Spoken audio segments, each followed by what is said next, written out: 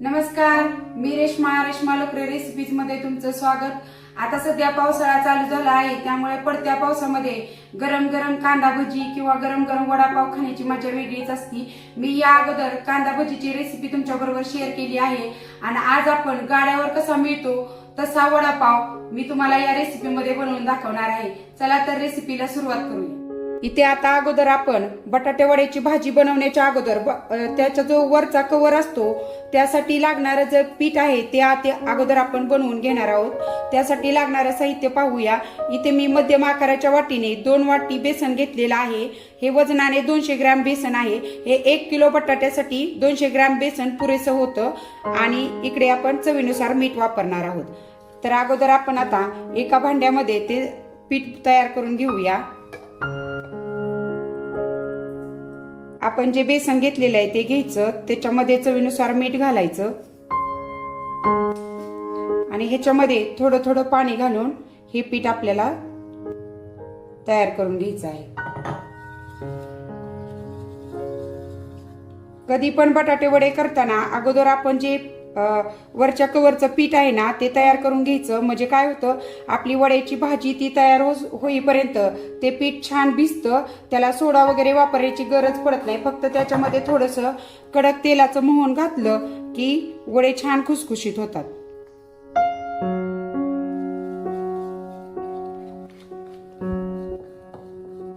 अगदी थोडं थोडं पाणी घालून हे पीठ आपल्याला भिजवून घ्यायचंय आणि हे बघा ह्या पिठामध्ये कुठेही गुठळी राहिलेली नाही। आपलं पीठ छान तयार झालं आहे। हे थोडंसं घट्ट वाटतंय, पण आपण करत्या वेळी नंतर थोडंसं पातळ करून घेऊया। आता हे पीठ असंच भिजायला ठेवायचं। बटाटे वड्याच्या भाजीसाठीचं साहित्य पाहतोय आपण। इथे मी 1 किलो बटाटे असे मऊ शिजवलेत, पण हे बटाटे गाळ शिजलेले नाहीत। हे बघा कुठेही बटाटा असा फुटलेला वगैरे नाही, गाळ शिजवायचा नाही, नाहीतर भाजी पानचट लागते। बटाटे कसे शिजवायचे अगदी थोडक्यात सांगते। हे 1 किलो बटाट्याला मध्यम आकाराच्या बटाटे स्वच्छ धुवायचे आणि 1 किलो बटाट्याला मध्यम आकाराच्या वाटीने 3 वाटी पाणी ओतायचं आणि तो कुकर लावून त्या कुकरच्या मध्यम गॅसवर 3 ते 4 शिट्ट्या करून घ्यायच्या, म्हणजे बटाटे असे मऊ शिजतात पण फुटत नाहीत। आणि इकडं ह्या भाजीसाठी आपण एक वाटण तयार करून घेणार आहोत। त्यासाठी मी इथं साधारणतः अर्धी वाटी हा कढीपत्ता आहे आणि इकडे मी 15 ते 20 हिरव्या मिरच्या घेतलेल्या आहेत। तुम्ही तुमच्या आवडीप्रमाणे मिरचीचं प्रमाण कमी जास्त करू शकता। इकडे 15 ते 20 लसूण पाकळ्या घेतलेल्या आहेत। 1 वाटीभर चिरलेली कोथिंबीर घेतलेली आहे। 1 चमचा जिरं घेतलेला आहे आणि इथे बघा असं मी साधारणतः 2 ते 3 इंच असं आलं घेतलेलं आहे। गाड्यावर जो आपण वडापाव खातो ना त्याच्यामध्ये आलं मिरचीचं प्रमाण भरपूर असतं, झणझणीत असा तो वडापाव असतो। चला आता फोडणीसाठी काय साहित्य लागतं ते पाहूया। भाजीला फोडणी देण्यासाठी इथं मी मोहरी घेतलेली आहे, 1 चमचा हळद घेतलेली आहे, पाव चमचा हिंग घेतलेला आहे, 1 चमचा धनापूड घेतलेली आहे, 1 चमचा गरम मसाला घेतलेला आहे। आणि गाड्यावर जो वडापाव करतात ते लोक बघा कांदा भरपूर घालतात, तर मी इथं 1 किलो बटाट्यासाठी मध्यम आकाराचे 5 कांदे असे बारीक चिरून घेतलेले आहेत। कांदा घाला, खूप छान एकदम गाड्यावर कसा वडापाव मिळतो तशी चव लागते। आणि आपण नंतर भाजीवर थोडासा लिंबाचा रस घालणार आहोत आणि चवीनुसार मीठ। वाटण बनवण्यासाठी जे आपण साहित्य घेतलेलं आहे ते आता या मिक्सरच्या भांड्यामध्ये घेऊन आपण थोडंसं जाडसर वाटून घ्यायचंय। ह्याच्यामध्ये आपण कढीपत्ता देखील वाटून घेतो, त्यामुळं खूप छान चव येते वड्यांना। आता हे मिक्सरला वाटून घेऊया आणि हे बघा हे मी असं जाडसर ठेवलंय, जास्त बारीक पेस्ट केल्यासारखं करायचं नाही। आता आपण भाजीला फोडणी देऊन घेऊया। त्यासाठी मी इथं गॅसवरती असा पॅन ठेवून त्याच्यामध्ये तेल गरम करून घेतलेलं आहे। आता याच्यामध्ये मोहरी छान तडतडली की हिंग घालायचा, हळद घालायची आणि जो आपण कांदा घेतला आहे तो देखील घालायचा आणि कांदा हा छान परतून घ्यायचा। मध्यम गॅसवर बघा हा 5 मिनिटं कांदा मी छान परतलाय। कांदा बारीक चिरला की लगेच परतून छान भाजला जातो तेलामध्ये। आणि आता ह्याच्यामध्ये जे आपण वाटण बनवलेलं आहे ते घालायचं आणि ते देखील छान परतून घ्यायचं फोडणीमध्ये। आणि अगदी मिनिटभर बघा हे वाटण आपण छान परतून घेतलं. आता याच्यामध्ये जे आपण धना पावडर घेतली आहे ती घालायची, जो गरम मसाला घेतलेला आहे तो देखील घालायचा आणि हे छान याच्यामध्ये मिक्स करून घ्यायचं. आता याच्यामध्येच जे आपण उकडून घेतलेले बटाटे आहेत ते हातानेच असे स्मॅश करायचे, शक्य होईल तेवढे. हे बघा अशा हाताने कुस्करून ह्याच्यामध्ये घालायचे. हे बघा बटाटा मऊ शिजलाय पण अजिबात तो असा जास्त गाळ झालेला नाही.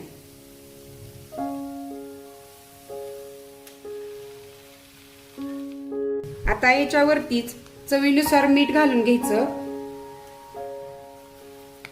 आणि मीठ घातल्यानंतर अगदी थोडासा लिंबाचा रस घालायचा आणि हे छान त्याच्यामध्ये मिक्स करून घ्यायचं.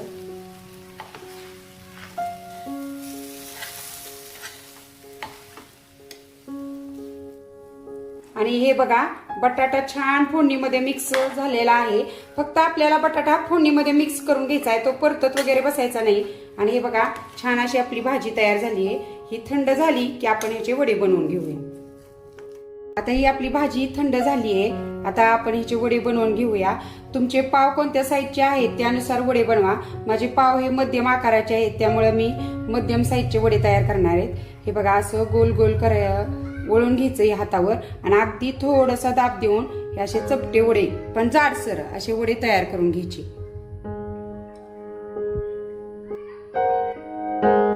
आपण बटाटा वड्याच्या भाजीसाठी जे बटाटे शिजवतो ना ते मऊ तर शिजले पाहिजेत आणि जास्त गाळ तर झाले नाहीत पाहिजे. असे मापात जर तुम्ही बटाटे शिजवले ना वडे खूप छान तयार होतात. जर तुम्ही अगदीच बोटचे पाशी जर बटाटे शिजवले ना तर ते वडे बघा अशा घशात दाटल्यासारखे होतात, खूप आतून कोरडे कोरडे असे ते वडे तयार होतात. त्यामुळं बटाटा हा मऊ शिजवून घ्यायचा पण गाळ होऊन द्यायचा नाही.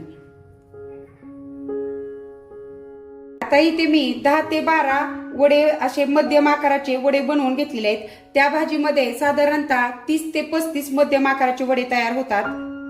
आणि आपलं बघा हे वड्यांसाठीचं पीठ देखील आपण भिजत ठेवलं होतं ना ते भिजल्यामुळे बघा किती मऊ झालेलं आहे. एकदम मऊ मऊ असं हे पीठ तयार झालेलं आहे. आणि हे मला थोडंसं घट्ट वाटते तर अगदी थोडंसं पाणी घालायचं याच्यामध्ये. आपले भज्याचं पीठ असतं ना त्यापेक्षा थोडंसं सैल ठेवायचं, नाहीतर हे जर पीठ तुम्ही घट्ट ठेवलं तर वड्याला कवर असा जाड येतो आणि ते वडे असे खाताना त्याचे असं घशामध्ये गास बसतात. त्यामुळं हे असं चांगलं भज्याच्या पिठापेक्षाही थोडंसं सैल करून घ्यायचं. हे बघा असं इतपत हे तुम्ही पातळ करून घ्यायचं आहे.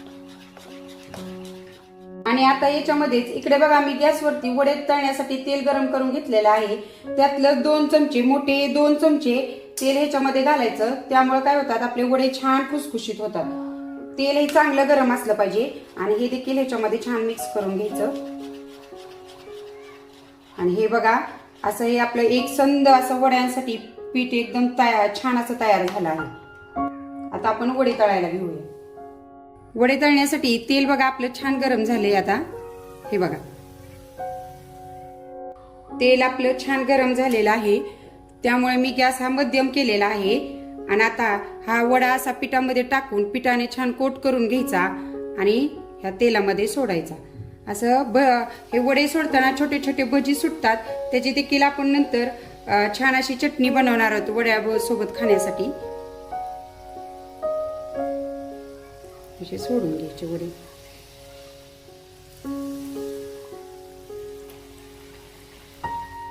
हे वडे छान तळून घ्यायचे.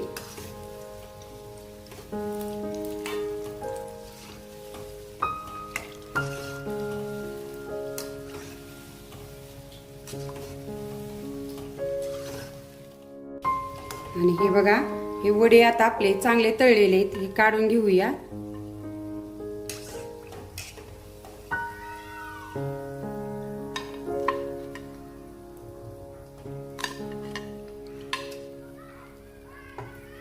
आणि हे बघा छान असे हे आपले वरून एकदम असं खुसखुशीत असे हे आपले बटाटे वडे तयार झालेले आहेत.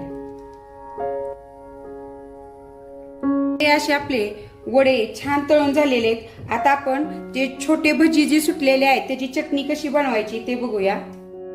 आता वडे तळून जे आपलं पीठ थोडंसं शिल्लक राहतं ना ते देखील ह्या तेलामध्ये सोडायचं.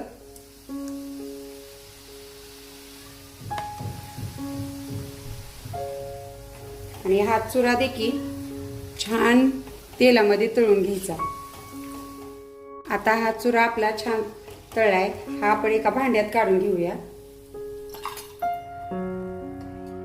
आता मिक्सरच्या भांड्यामध्ये जो आपण चुरा तळलेला आहे तो चुरा आणि वड्यांसोबत असे जे छोटे छोटे भजी सुटले होते ते मी घेतलेले ते आता हे मिक्सरच्या भांड्यामध्ये घालायचे. आणि ह्याच्यामध्ये 4 ते 5 लसूण पाकळी, तिखट मिरची पावडर आणि चवीनुसार मीठ घालायचं आहे. आणि आता हे मिक्सरला छान फिरवून घ्यायचं. हे बघा त्या भज्यांची मी असं चालू बंद पल्स मोडवर अशी चटणी बनवून घेतली आहे. वाटते का बघा, ही वड्यांसोबत सुटलेल्या छोट्या छोट्या भज्यांची चटणी आहे असं वाटत देखील नाही. खायला तर फार रुचकर लागते. तुम्हाला आवडत असेल तर तुम्ही ह्याच्यामध्ये थोडेसे तळलेले शेंगदाणे देखील घालू शकता. आणि आता असे पाव मधून कट करून घ्यायचे.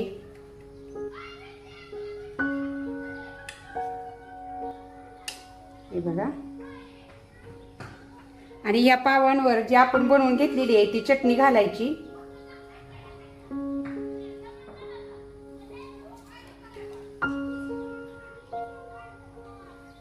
आणि ह्याच्यावरती वडा ठेवायचा.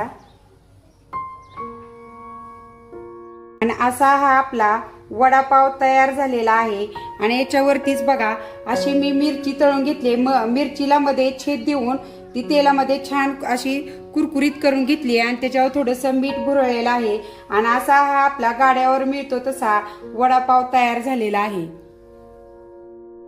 तर कशी वाटली आजची ही गाड्यावर मिळतो तशा वडापावची रेसिपी ते मला कमेंट मध्ये नक्की सांगा. तुम्ही या पद्धतीनं कांदा कढीपत्त्याचं वाटण घालून नक्की एकदा असे वडे तयार करून बघा. खूप छान, अगदी गाड्यावर मिळतात तसे वडे हे लागतात. नक्की ट्राय करा. रेसिपी आवडल्यास रेसिपीला लाईक अँड शेअर करा. आणि अशाच रेसिपीसाठी आपल्या चॅनेलला सबस्क्राईब करा. रेसिपी बनवण्यासाठी तुम्ही माझा व्हिडिओ निवडला त्याबद्दल मनपूर्वक धन्यवाद.